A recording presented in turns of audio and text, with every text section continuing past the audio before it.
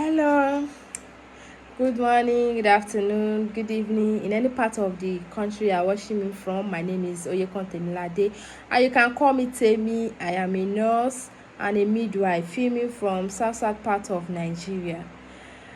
In today's video, I will be talking about the minor disorder in pregnancy part 2. I did part 1 around last week and I dropped the video, so if you haven't seen the video, please you can check my channel for the video. Or I will also drop the link below in this video. Thank you. So moving on, the first on my list is genital urinary system. Another genital urinary system, the first thing is frequent maturation or frequency of maturation or frequency in urination. They all means the same thing, and this is as a result of pressure of the gravid uterus in the first trimester. Once the uterus is still standing as a pelvic organ, and the growing uterus will be pressing on the bladder. Any urine that is found in the bladder, the growing uterus will press on the bladder and want to expel the urine out. So there is a relief once the uterus has moved out of the pelvic region to become an abdominal organ.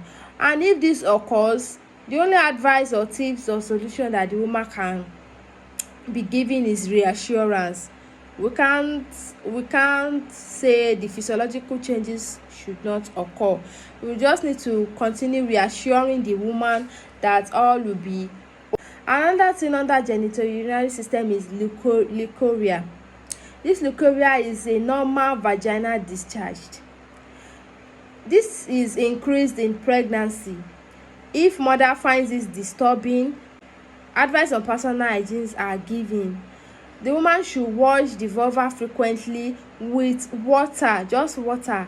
That is not the time for the woman to be using all sort of agents because of this vaginal discharge increase as far as the vaginal discharge is not smelling, is not bringing out a foul smelling or purulent odor. And if it's not like that, you are good to go. So you just wash with water, no medicated soap, no antiseptic soap. Say no to that, because all that destroys the normal vaginal flora, and it can also make the woman to be prone to some illnesses like cancer and the likes. Also, the woman should wear cotton pants. Cotton pants is always advised, either pregnant or not pregnant. Cotton pants is the best. I'm not saying anybody that doesn't want to wear cotton pants or want to wear liner pants should not, but medically and to some extent, because cotton pants, once your vaginal discharge drops on it, it will be able to absorb the cotton there, will absorb it instead of it just staying there compared to nylon pants. And also, the woman should avoid wearing tights. Now moving on to circulatory system. The under circulatory system is fainting, and this may occur in first trimester due to effects of progesterone. And in my previous video I've been mentioning this progesterone always, because progesterone is a pregnancy hormone. So this progesterone most time relaxes most of the muscles, the smooth muscle. This may occur in first trimester due to the effect of progesterone, and this may subside following compensatory increase in blood plasma volume in last trimester. And also, this fainting may also reoccur because of the weight of uterine contents. The growing, that's the gravid uterus pressing on the inferior vena cava. So once the growing uterus is pressing on the inferior vena cava too much, it can bring about fainting attack. And advice or tips or solution for this: the woman should avoid standing, sitting or lying down for a longer period of time. So And while lying down, if there is this fainting attack, the woman should quickly assume a comfortable position just to relieve this. And the woman should avoid lying down on the back. Remember, frequent lying of when the woman lies down on her back for a longer period of time, the growing uterus will be pressing on the inferior vena cava, and this may cause the fainting attack. So the woman should desist or should avoid lying on the back. To some extent, the best position is for the woman to lie down either on her two sides, the left and the right side. Either of the two, the woman can choose anyone to lie on. So the woman should avoid lying down on her back. And another thing is varicosity. For varicosity, the veins will be dilated due to the effect of the smooth muscles that are relaxed by progesterone during pregnancy, and this dilation of the valves of the veins will make the circulation of the blood to be sluggish. And varicosity, most times it occurs on the leg, the anus and the vulva. And advice for this varicosity is for the woman to engage herself in exercising the calf muscle and also wearing support tight. This support tight is like a stocking that is mostly used to prevent thromboembolism. They are stocking. It looks like a pop sauce, but it's not. It's a tight stocking. I will put the name of the stocking on my video. And also the woman should seek a medical advice if the varicosity is severe, so that the doctor can, or the physician,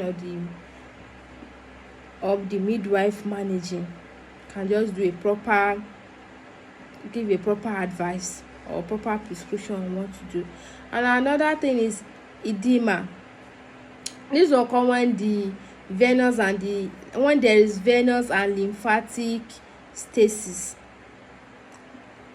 So an advice for edema is the blood pressure should be checked just to rule out pregnancy-induced hypertension. The legs should be elevated, and the woman should avoid sitting with the feet hanging down. The nervous system. Under the nervous system is insomnia.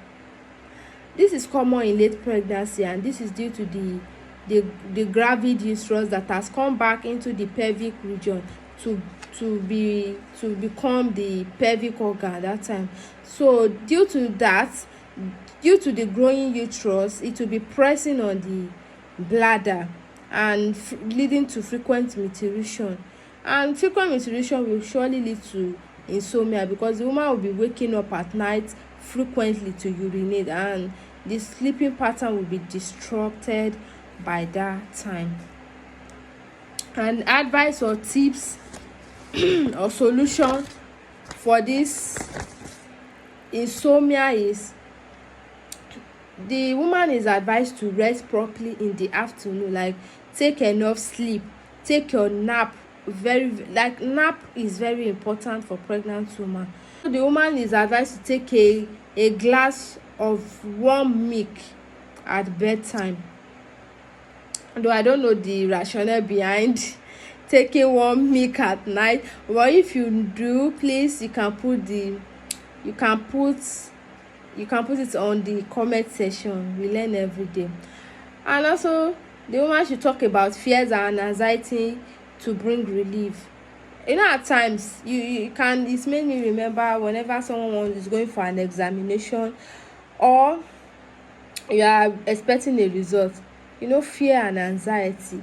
In fact, I don't know maybe if it has happened to you before, but it has happened to me like countless times. Fear and anxiety will make you to urinate more frequently, even when you do not even take enough water. You will just notice that I'm visiting toilet more than expected. That is what fear and anxiety can make you go through. Advice is the woman should talk about her fear and anxiety so that they can reassure and they can bring relief to that. Other than the minor disorder, if There are disorders that require immediate action too. The minor disorder can be exaggerated into a more serious complication of pregnancy. It can generate into that. Pregnant women should be advised to come to the hospital to seek expert care anytime they feel unwell, sign that exceed what they have been taught to expect. There are some signs that your midwife or your obstetric and gynecologist will advise you or will tell you that if you see this sign, is not something to raise an eyebrow for. Just like, and those signs that the minor disorder that I've mentioned earlier on. So why the disorders that require immediate actions are if the woman is bleeding per vagina. It is a red flag. The woman just needs to start going to the hospital to know what is happening, because it might be threatening abortion, it might be placenta previa, placenta abrupta, or this placenta issue. So, or maybe the fetus or the fetuses are dead, or anything can happen. It is not normal for a woman to bleed per vagina during pregnancy. If there is reduced fetal movement, pick your bag and your baggages and everything, just start rushing hospital. Oh yeah, you just have to start coming to the hospital. Then if there is frontal or recurring headaches, if there is recurring and frontal headaches, it is a red flag for a pregnant woman, because you never can tell at that moment. There might be increased prayer, might be elevated, like markedly elevated. So the woman, you don't have to take any chances. You have to start coming to the hospital. Sudden swelling or edema.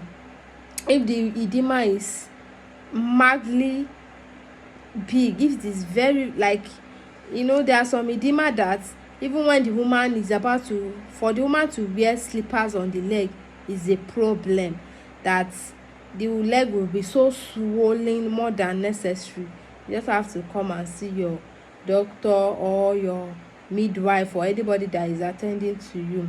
Then if there is rupture of membrane, my dear sister, the membrane is not meant to rupture when it is not the due date yet. A lot of things can go wrong once you just notice that I am seeing water. No, and it's not yet for me to see water. Please, alele, carry your baggages. In fact, if possible, don't carry bag. Just start running to the hospital. Your life and the life of your unborn kid is very, very important. You have to go and do a checkup. And if there is premature onset of contraction, there is bursting contraction, that one is normal, but that one is painless. But for you now to be having contraction when it is not due time, it is not due date, it is not 38th 40th weeks yet, maybe you are still 12th or 14 weeks or 16 weeks gone and you have a contraction, my dear sister, do not wait. Start running hospital. Go and see your physician. Do not go to over the counter. Do not say I have one pharmacist or one sister nurse, that you just go to the hospital. That is where they will do a diagnostic procedure. Proper everything will be checked, just to rule out, just for the baby and the mother to be safe. And also, if there is sudden nausea or sickness, please do not take any chances. Just go and see your obstetric and gynecologist. And also, if there is epigastric pain during pregnancy is not meant to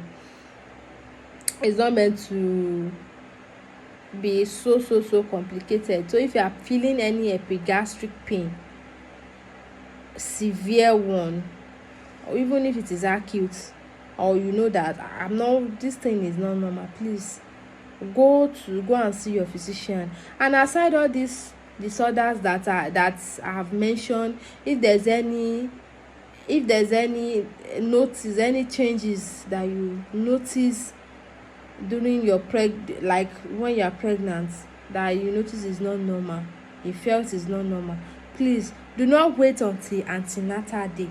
The doors of the hospitals, they are not locked. At all, they are not locked. Whenever you get to the hospital 24/7, you will always meet a doctor or your midwife, whosoever that is attending to you. Please, it is not a routine. Some people will just say kacha duro ọjọ́ antenatal ní pẹ́ dé, máa fi mọ́ra, I will manage until antenatal day. No, tomorrow might be too late. Please don't take any chances. If you notice any changes in your body, please go to the hospital. Thank you, and I hope you've gained 1 or 2 things from this video. Please remember to like, comment, share and subscribe to my YouTube channel. Bye.